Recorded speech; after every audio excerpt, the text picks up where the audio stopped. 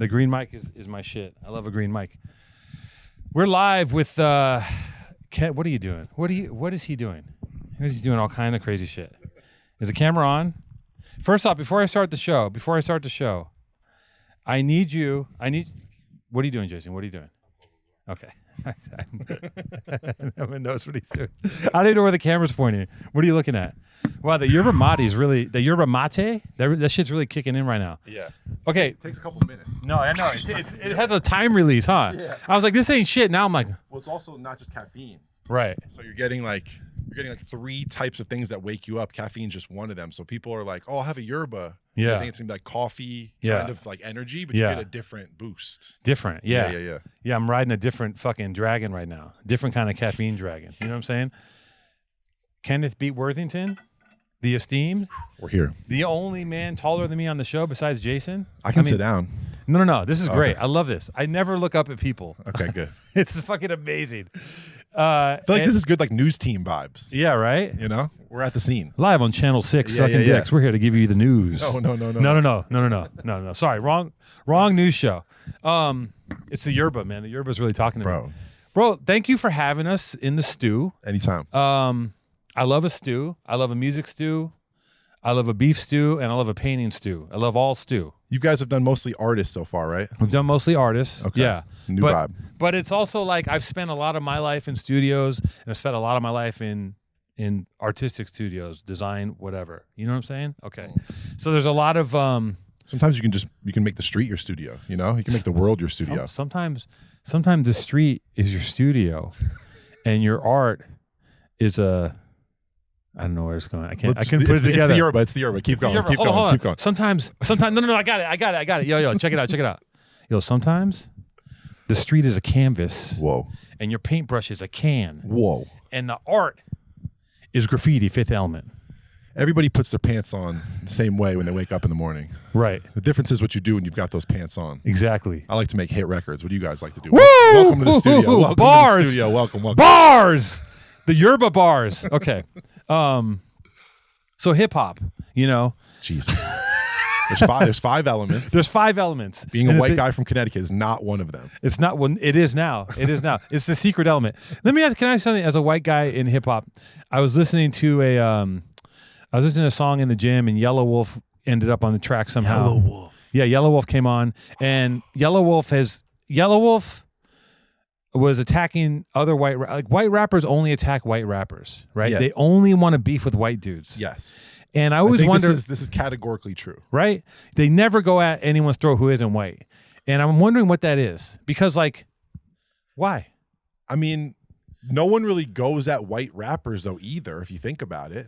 Like Someone must have fucking... I don't know. I see MGK gets a lot of daps when he shows up to the BET Awards. You know what I mean? I don't think Right. I don't see it. Right. I think people kind of just you kind of beef with people in your lane. You know what I mean? It's like whenever Eminem says something about like Jack Harlow or MGK, it's like it stings a little more. If he says something about like a young kid, they're gonna be like, "Oh, that's not fair." You know what I mean? But it's Right. like when someone you know looks up to him, Yeah. or is aware of each other. Because think about it, if you're Jack and you're generally cool and you have cool friends, you know what I mean? Your music is listened to for the most part by like girls and cool people. Yeah.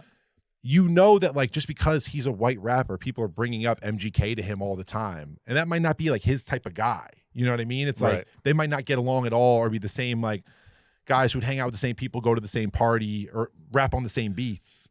But I think it's like you're hearing each other's names so much. Like me and Murda Beats heard each other's name so much just because we're 2 white kids who've produced a lot of rap. Right. And like now we have Quavo's intro on Rocket Power coming out A4 together, Hey. co-produced. Okay. But we literally started as just like friends, and there were so many jokes about like, oh, you guys look like you just got out of hockey practice when you leave the Right. studio, like da da da da. Yeah. Because we were just the 2 white kids. But I think it's because it's I don't know, it stings a little more when it's somebody that people are like, oh, he didn't.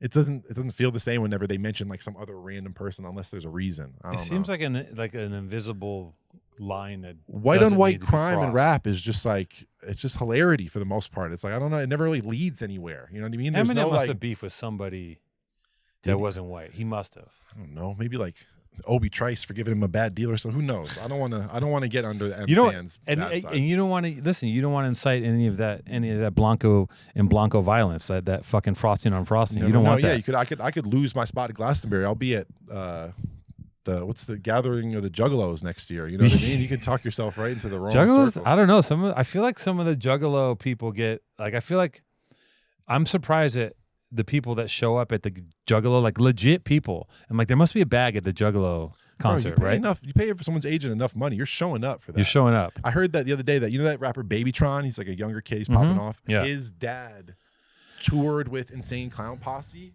So he low-key is like known Insane Clown Posse since he was like 7 years old. Just little known fact. Hip-hop facts here. Right. Live. Right. I mean, that's a good one. I mean, you know, the ICP... I remember when someone made that ICP documentary. It was like a 40-minute thing. Whoa, I'm not watching that. Yo, Yeah. it was. I think this came out. I want to. And I'm probably fucking up the dates, but I think it was like 10 years ago. Does it show The Gathering? Yes, it Oh, is fucking. It was. No one had really seen what. No one. We all knew what a Juggalo was, an ICP, or whatever, but no one knew what the Gathering was. And it's like The logo's like, it's like a running man with a hatchet. yes, Sketchy. yes. But now you know that. I mean, as we speak right now, there's like a 24-year-old girl wearing that ironically and being cute with like True. the Juggalo gear with that little shitty logo. Yeah, and there's also people with like Bass Nectar tattoos from 10 years ago. You know what I mean? Like right. Limp Bizkit, similarly a sketchy logo. It's like, isn't it like a dude like, So sketchy. it's like, it almost looks like And One logo kind of. It's a very N1 Terry. Yeah. That graphic designer got a lot of light. I think he did all of that shit. He did the N1 dude. Limp He did Bizkit. the Juggalo. He did Limp Bizkit. He was on fire that year. But yeah, the Gathering of the Juggalos documentary is like, it's basically what I've never been to a Dead show, but it's like if Grateful Dead was On meth. yeah and smellier than they are. If the Dead show heads were like just sub basement disgusting. Like it's like Grateful Dead meets like fucking Alien Ant Farm. I don't know what the fuck. But it instead is. of like people doing like the wavy chill dance, it's kind of like a free mosh vibe. You know right, what I and mean? they're But also it's like still freedom though. It's like there's like tents for sex. There's like a sex tent. There's whoa, like yeah, at the there's Gathering. Like, yeah, it's Not in fucking 2023. Not It's if Live terrible. Nation's behind it. You No, know what I mean? not Not anymore. anymore. Not It's anymore. like Woodstock '99 vibes. It's I'm gonna find that video and send it to you. It is captivating and terrifying. at the Send it. same I'm not time. going to watch it, but send it. Not gonna watch it. Yeah, I'll send it. Not going to Yeah, watch it. I'll know if you watch it. I'll put a little widget on it. I'll know how many times you watch it too. A widget. Yeah, I'll put a widget on it. So look, we're in the studio of the esteemed Kenneth Beat Minerton. And you know, and he's I think the name speaks for itself. If you don't know who Kenny Beats is and do some research, look at what he's doing. How did it go with Louis? How was that received?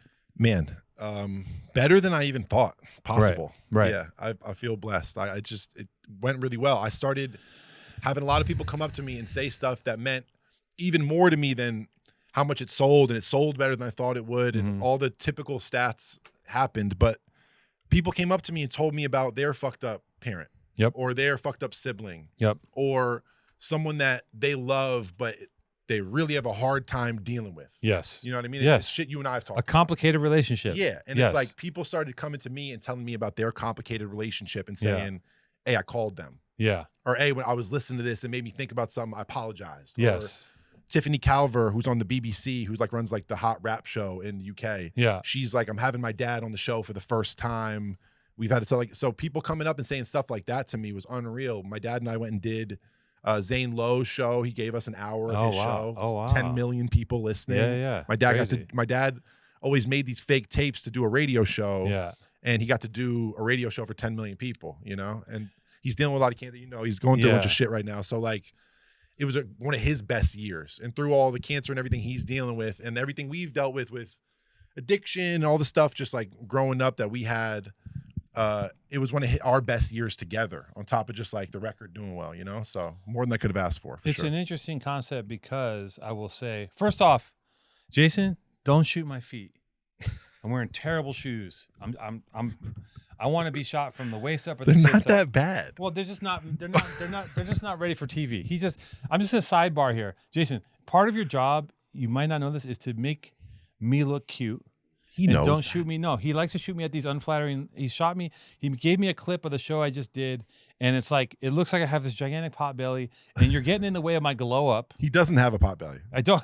Thank you. No, you don't. And you know, I've had one. This, you know, and it somehow disappeared. I don't know what happened. I'm not giving an opinion on pot bellies. I'm just at this current there's moment. nothing wrong with a pot belly. Okay. No, there's nothing wrong with a pot belly. I'm just saying. Agreed. I feel like Jason is trying to slow down my glow, and I've had a glow up recently. It just happened. It's always the ones closest to you. It's always is. the person you'd be like, and then it's very subversive. It's subversive. It's passive aggressive. He's got an NWO t-shirt on right now, which makes me think he kind of likes like these like long, slow villain kind of plot lines. You That's know what him. I mean? They unfold. Yeah. He's fucking Kaiser Soze. All of a sudden, one of the Hardy brothers isn't your friend. You know what I mean? He flips off the back of the ropes, you know? Hey everyone, it's producer Jason here from my apartment in Baldwin Hills, Crenshaw. And I'm here because we need to talk. We need to have a personal discussion real quick. And we need to do the math on your life. And especially what you cook, how you cook, and the time you're spending to do these things. We've got to be honest. Life is busy, and time is money, and time is also your sanity.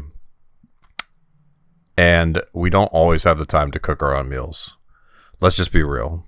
We're like, you want to, but you just can't sometimes. And that's where Factor comes in. Factor sends you never frozen, pre-prepared meals of a gourmet quality that you would not believe for a price that won't break your wallet. It's insane, and it's made my life like objectively better since using it, because once again, you got to do the math. Time is money, and time is your sanity. The only point in life is to be happy, and if cooking is not making you happy, or is just taking too long to the point where there's other stuff you have to do and it's not making you happy, maybe the time to switch to Factor was 6 months ago, a year ago. They have a ridiculous number of options. It completely is adaptable depending on what like your diet is. So, you know, if you're vegetarian, that's not a problem. My girlfriend is vegetarian. It's not a problem. I like meat. A lot of meat in there if I want it. The breakfast items are incredible. I mean, apple cinnamon pancakes is as good as it sounds. And breakfast is honestly a time when you want to save even more time because you just want to get your day going. So having the option to add breakfast is key here. So once again, guys, do the math. Head to factormeals.com/PTA50 and use code PTA50 to get 50% off. That's code PTA50 at factormeals.com/PTA50 to get 50% off. Be honest with yourself, guys. Girls. Folks. Do the math. Switch to Factor. Bro, you're Kaiser Soze, but I'm fucking Owen Meany. You know who that is? Whoa. No, before my time. Nope. Bro, prayer for Owen Meany. This book has been reverberating. I read this book a long time ago. Do you know who Mankind is? Yeah, I know that. That's more my era. That's more. Yeah, this is a character from a book, and I'm not even gonna get into it, but it's been spinning in my head. Long story short, the yerba mate is really doing its work on me. Like I'm manic. We're in good AC. Are you sweating? No. Okay. You see the beat. That's when you know it's really hitting. That's when you know it's like you've had one too many. Yeah. Or you had it too fast. Like the way my life is right now. And because of like the events of my life leading up to the recent event with Sponto, I've been getting hit with just like wild curveballs all year. Yeah. And it's made my reaction to that is to kind of like go on the offense. Yeah. And like instead of like curling up and like, you know, like deflecting, I start trying to go faster. And I become kind of manic. I'm similar. I'm a very You're similar guy. And I feel like I sometimes hear myself talking to people, and I'm like, they definitely think that I'm fucking on 6 Adderalls right now. Because the way I talk to people, I'm like, because and that's how like my phone is going like that, and I'm like, you know, shit's on fire, and I'm like, okay, now I got to move all these pieces around. I got to go here, Does that happen to you in a normal year? Or like once in a while, and you're just noticing it more, or is it like a new thing? There is a level of manic. Like if I'm on a job. Like also, have you ever done Adderall? Yeah, of course. I've never done an Adderall. Oh, But people have told me many times, it's like you're given in like you're on an Adderall vibe, Yeah. but it's just passion, baby. You know what I mean? It's just I can't. pure passion. Yeah, I don't Yeah. even know how to explain it, but I've It's never passion. done one. Yeah, well, I mean, I've done cocaine. Though. Yeah, it's like Adderall's like the more like Adderall's like cocaine if cocaine went to college and like got a pedigree, you know, Got and it. like learned to just like be normal. Got it. That's what Adderall is. Okay. Cocaine is like its a wild brother who like it was on tour You for like never 10 know. years. Yeah. And then meth is just we know what meth is. That's just being a juggalo. Do we know? Let's continue. Okay. But the speed thing I relate to also, because like anytime I've been hit with like a major curveball, whether it's a personal thing, a business thing, a financial thing, I don't know, something about like my broke young mindset of just like, oh, you need to dig yourself out of this hole. You need to do something to change this. Yeah. Not sitting here and reflecting and making a smart game plan is the better decision. And honestly, I don't know sometimes which is the better decision, but it's Yeah. like I relate to that so much because for me, I get in a room like this whenever I have a problem and I'm like, I'm going to make something that's going to take me out of it because music's been my job for so long. I'm unrealistic with the world. Like music's always been my job. I worked some jobs as a kid, Yeah. you know what I mean? And I did a couple things here and there, but like I've always dug myself out of it by working hard. I've always been, when there's a major thing or there's something I can't fix or whatever, I'm usually like putting time in here, blah, blah, blah is going to be the thing that fixes it, not stepping back and being patient. It's never worked for me. So I don't know. And your worst day is like your worst longest night as a musician is 1,000 times better than like, you know, the shittiest day someone had working at like, you know, my worst day working at fucking Eddie Bauer. Definitely, you know, but or like whatever. But I will say on the devil's advocate side of it, I say to kids all the time who are like in their early 20s or younger and feel like they haven't done it yet or it's not happening or it's not moving fast enough. I was that same way. And that feeling of like, am I going to pop off? Yeah. Am I going to get money doing something creative or am I going to have to go work a job? That's the scariest. I started doing shit that wasn't cool though. Yeah. I would do things Yeah, like yeah, I would make a song with somebody because I knew it was a check, or I would like work on something that I knew would get me some bread and it was music. Yeah. But now when I'm like in a point in my career where it's like, same with you, you're around gallery owners, I'm around my idols and music and stuff. You kind of wish some of the checks you took as a kid would have been better if I was working at Eddie Bauer for 3 years and I popped out for the first time with my best shit instead of like all of my like worst school pictures are on Spotify forever. You know what I mean? It's like things you did when you were young that you thought were tight or felt like a good decision. It's not a good decision when you're older sometimes. There's a blind sense of, okay, there's this blind sense of like self-belief / like what is it when you think everything's expected to come to you? Like it's like privilege or self-belief.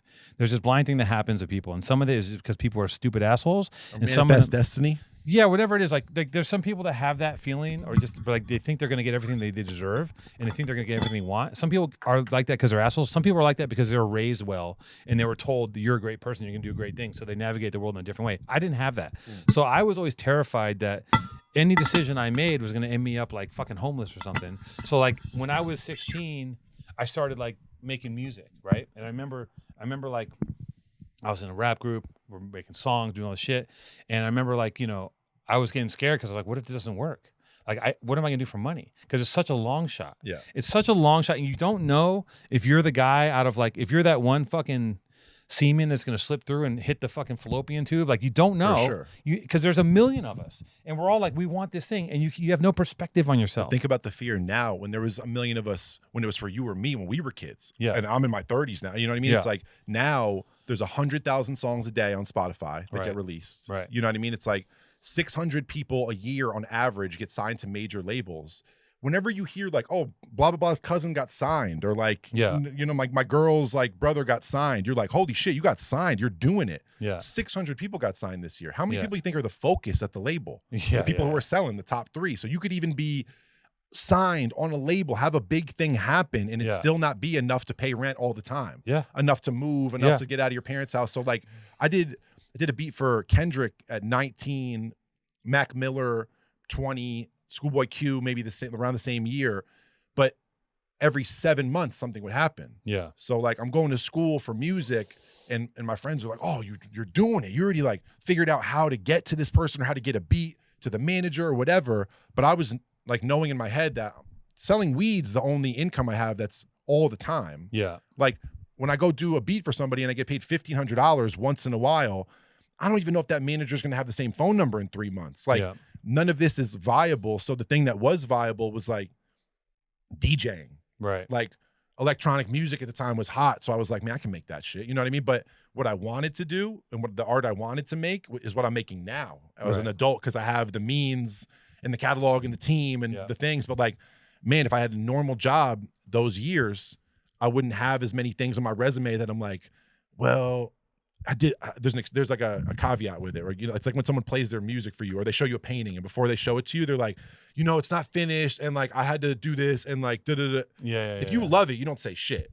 100%. If you really are stoked on it, you don't say. There's certain things. I fucking wish I was pure of heart in all my stuff, all my art, because there are entire companies I would erase that I've started. Like I was just like, like there's just things that I've done because I've been like worried, and like I've had people say to me, hey, hey, listen. If you do this right now, you're gonna make $10 million. This is gonna be worth $10 million. Literally, I've had that conversation. I'm like, okay, go ahead, put fucking angel wings on that fucking shirt. I don't care. And then they do it, and it doesn't work because it's the same thing when like this is an obscure reference, but like Razkaz tried to do a song with Dr. Dre. It didn't work because that's a cat trying to bark. Razkaz is a fucking genius. He made amazing albums that I loved, but he's not supposed to be on a pop song with Dr. Dre. It's just and like that doesn't mean. It is what it is. Like, but when you're a kid and you don't know enough about your industry or even your craft or whatever, but you have good ideas and you're around shit because you're hot, or like you got a couple good moves, like that instinct that you're having of like, hey, this ain't really for me. Like they're saying this is 10 M's. Yeah. They're saying this is going to do it for me, but like angel wings on the shirt is whack to me. Like making this song isn't tight to me. And then it doesn't pan out. You don't make the 10 M's. Everybody has one of those stories. And it's like, whenever you really are like, man, I know what's tight to me, but I'm broke. No one's fucking with it. And you have this long, slow rise. Like, that's not the story kids want to hear. Perfect example of a fucking classic fuck up for me. Perfect. Okay. 10 something years ago, I'm shooting music videos. I'm on the phone with A$AP Rocky. He just broke, and he was dating a girl whose videos I was shooting. Okay. We won't say who it is, but if you know your history, you do. I'm talking to him about a video. He's like, yo, I want you to do this video. I'm like, sick.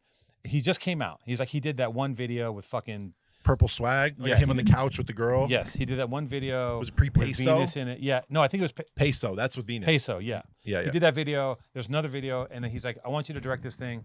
He goes, but I might need you to co-direct it. And at the time, I'm like, no, this sounds fishy. And there was another guy. He's like wearing Russ's brand. Yeah, he's wearing. He's like, comb the fuck down. It's so, like, I mean, and at the time, it's I love the trajectory. Yeah. But there's a lot of you guys on the West Coast shit, and a lot of like New York, like with Chase Infinite, Prohibit, and this and that. Well, in those early videos, it's like, and he was the first guy to would have made sense. You would have done a video, right? And he was the first. I mean, obviously, he was the first guy to take a Southern sound in the middle of New York, and at the time, it was before everything cross-pollinated, so it was kind of revolutionary. Like, what is this guy doing?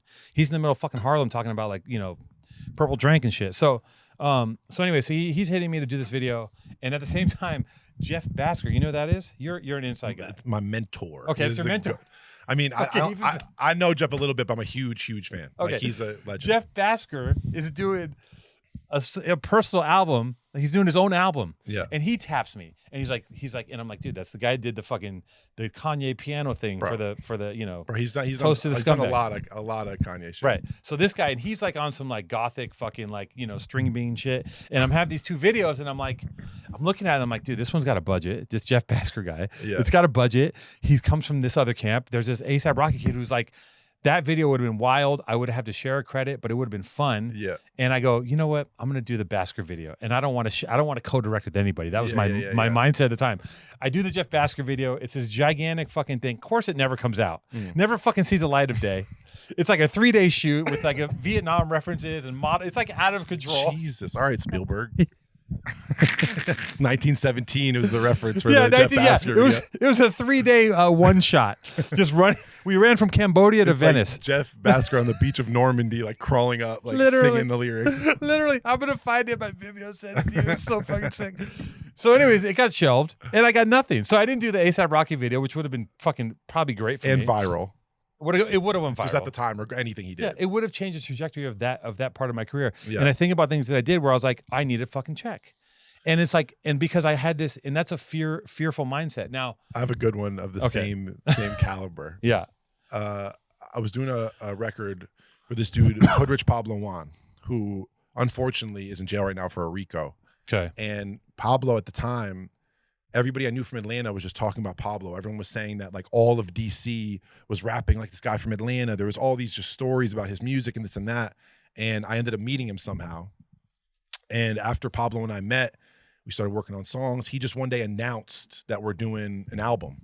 And so he just told the world, like, me and Kenny Beats are doing an album. But at the time, for me, this was major. This was like, I was transitioning into this part of my career I'm in now. I was getting away from DJing this and that. And I started doing all these songs with Pablo, and he would bring people by the studio. And one of the people he brought by the studio was YSL Duke, who was on a Young Thug song.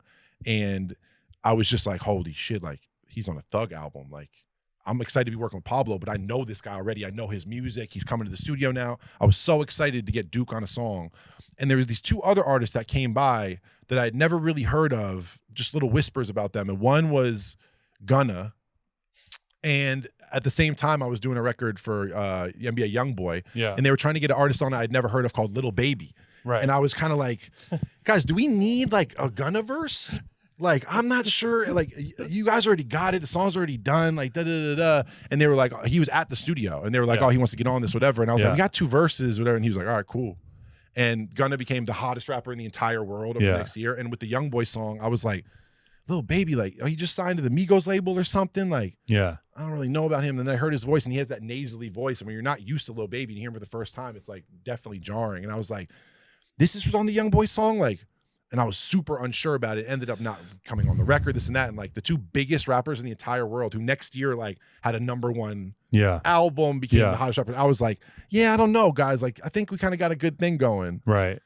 Dude, it's so stupid. Well, the thing about that too is that rappers, right? Prerequisite for a rapper, well, maybe not so much anymore, but in my day, it was like you had to have the most insane level of arrogance. And the thing is, that level of arrogance was outfitted to people who sucked and people who were geniuses and people who were like in between, and also like, you know, some of those people will like burn out. You know, like I remember this guy. I shouldn't say, but I remember this guy whose name was like a number, and he was like some genius. He's probably a producer. And I remember this guy flared up all of a sudden. He's like, he's making all this noise, and he just kind of disappeared. Yeah. Anyways, the fucking Yoruba's got me in a chokehold right now.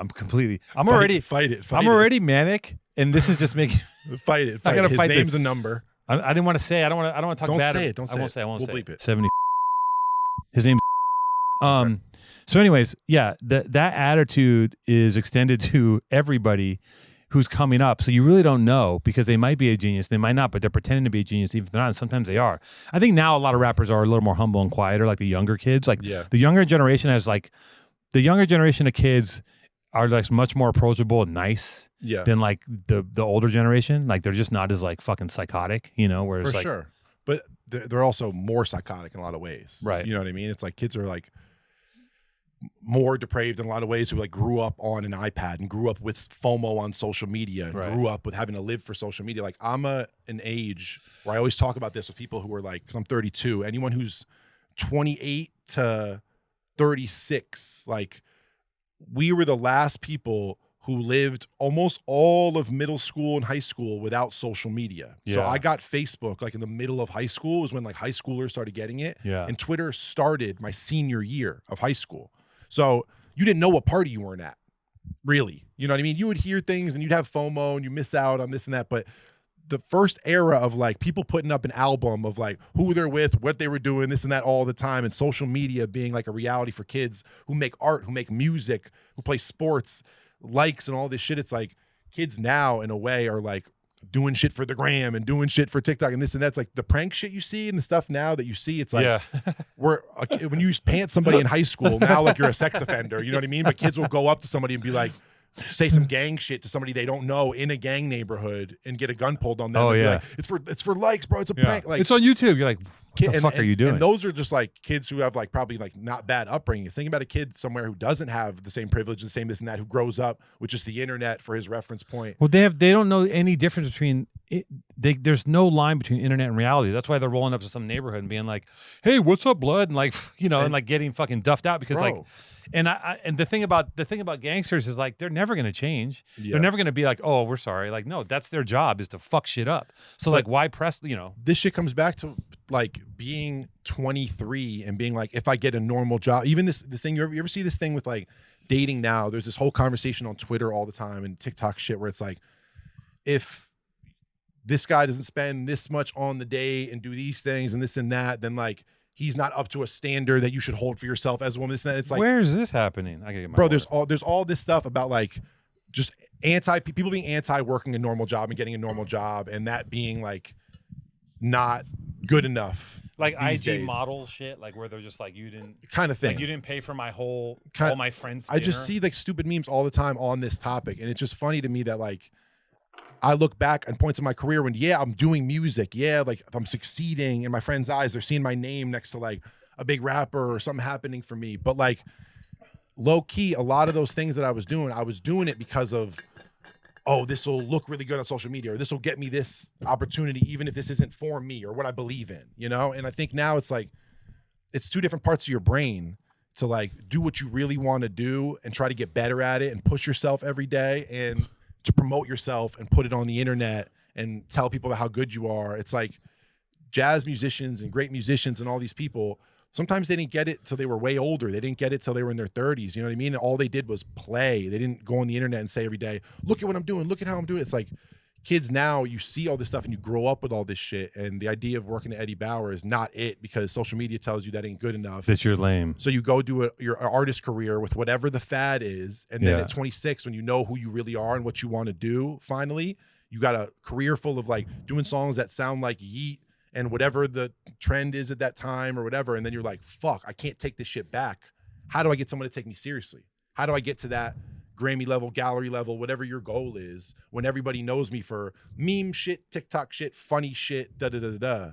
And like, it's tough. It's tough to like change perspective. We've seen few artists do that or be able to do that. Kenny, are you in a relationship? I am currently. You are? Yes. How long have you been with your person? Over a year. A little over. We've been friends for like 7-8 years though. Oh, okay. Known each other a long time. One of those. She knew everything she hated about me before she like dated me, So this is like a real thing. Pretty healthy, yeah, pretty good. Yeah, pretty serious. Yeah. I mean, when you're 32, everything's serious. Everything, 2 weeks, I know. You go on vacation? He goes, Yeah. okay. I have usually like one work thing and then a couple of vacation How days. were you single for a while before you started dating her? Yeah. Because the experience that I'm having is like, there's a meme that says, first base is sex, second base is something else, and here's what it is. First base is sex, second base is hanging out and not having sex, and third base is going outside with the person. That's real as fuck. That is so fucking real. And like, that's not the era I grew up in.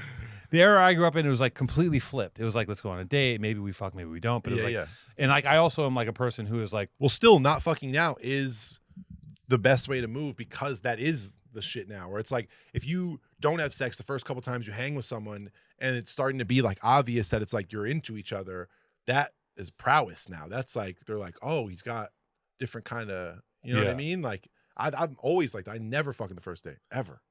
I mean, it depends where your head's at. If you recently just got, if you were recently eviscerated emotionally and you're wandering around like a stuck pig mixed with a zombie, not knowing what to do with yourself, full of yerba, you might just be, out there just being emotionally unavailable and shit. That's true. Hypothetically, you know what I mean? That's a bridge to another place. Yeah, that's of course. That's a moat to the castle. Yeah. You know what I mean? Absolutely. And it's like that gets boring quick. And so 100%. 100%. Whenever you're 30 minutes into the drink, the dinner, the coffee, the whatever, and you're like, wait, you're sick. That's when you're like, I'm not fucking.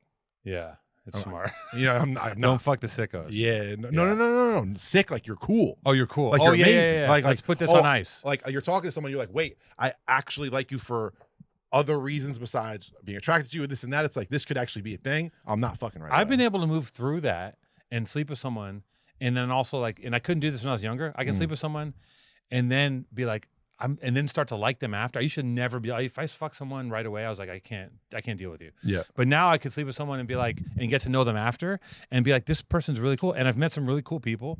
But the problem is like when it comes backwards. it's super backwards. It's fucked up. But then also the problem is like I'm like there's like a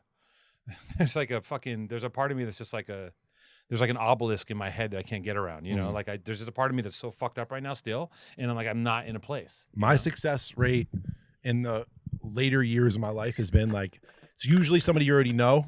Yeah. Where you've already like crossed the thing of like, oh, they're attractive, but like they date this person I kind of know. Or like, oh, they're someone who's just a friend. Or they're someone who like, I never seen them that way or whatever. But like, that's where for me, it's someone I've known for a year. And when I first met them, it wasn't like, oh, I'm down. Oh, tell them I'm down. Oh, I'm trying to take them out. Yeah. We just were cool. Or I knew you through somebody else, or I vaguely knew you for a while though. Yeah. And then a thing happens. They kind of already know like who you dated, who you're around, who your real homies are, what's up with like your posting and your general work shit and you know what I mean? Whatever you show to the internet. Anyway. They can see through all that shit. They already know enough to kind of like have an educated guess going in. And you guys aren't doing this thing of like, wait, I'm super down for you. This is great. Oh. Yeah. You know, and it's just slowly like the more you learn, you're kind of like, I'm out. Like, you know, when you know more going in, it's always better. So like the person I'm dating right now, the current relationship is like, we've known each other for like 7 years. So it's not like there's any like, oh, I haven't like had a lot of girlfriends. Oh, I haven't did it. It's like she knows everything.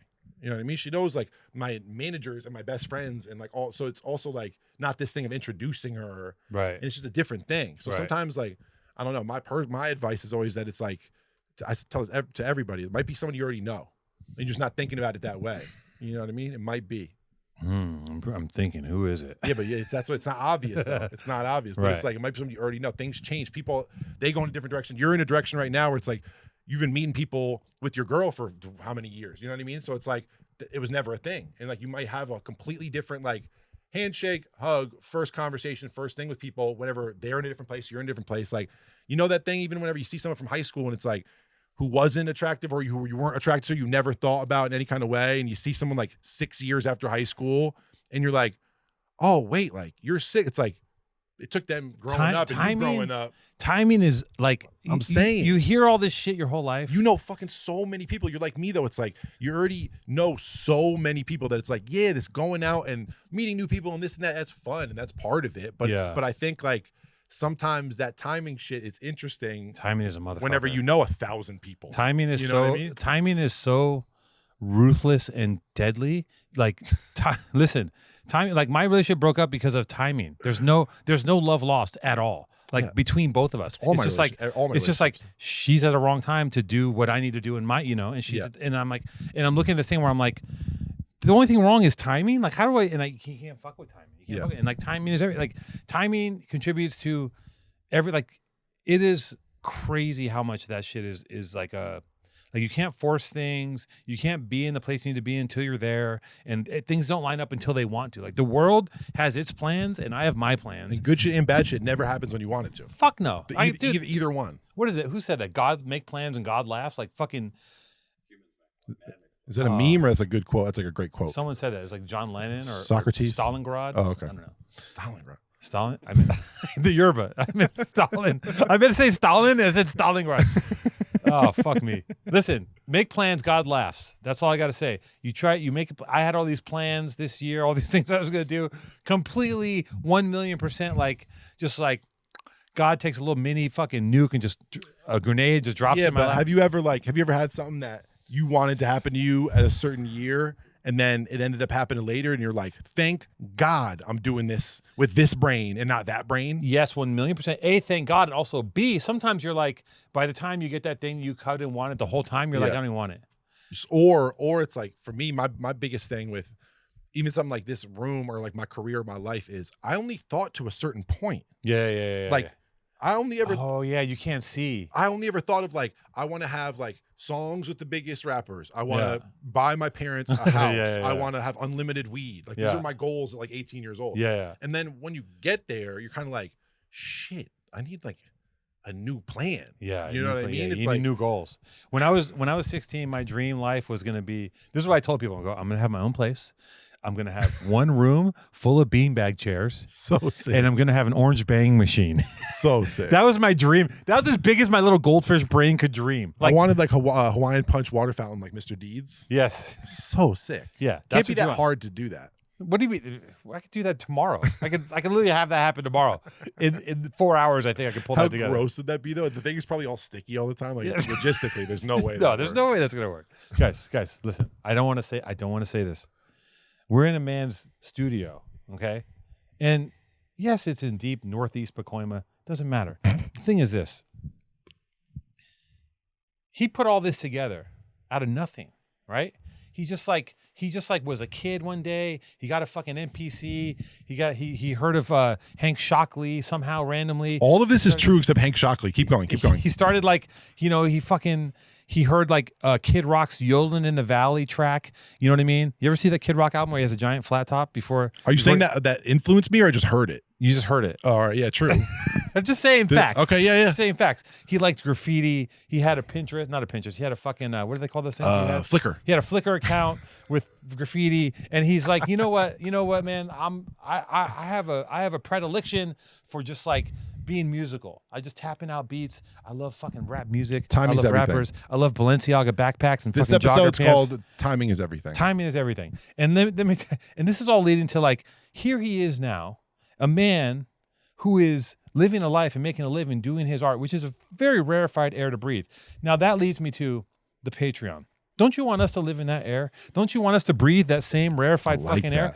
Can I fucking live a little bit? Can we please just like, can we ease the suffering of my dying dog just a touch? Get her a goddamn pair of wheels for the back. Her back of her legs don't work. I put her on the ground and the back legs are like baby fawn legs and they wobble and she sits on the ground. She's a sweet, tender, beautiful creature. She loves me. She follows me around, but god damn it, give me some fucking money so I can give her a little wheelchair and hook that up to a remote control car and drive her around the fucking house. It's $5 a month. You spend $5 a month on absolutely nothing. $5 in this day and age is literally the equivalent to a penny in the 90s. It's $5 fucking dollars. Like who cannot? What kind of fucking bum? You had them before inflation. You already had it before inflation. We got it. Join the Patreon, please. Join the Patreon. It's $5 a month.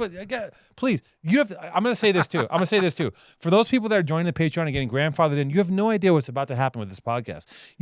I don't even know. That's how crazy it is. I'm about to give away production secrets that I don't even know yet. Yeah, he doesn't even know.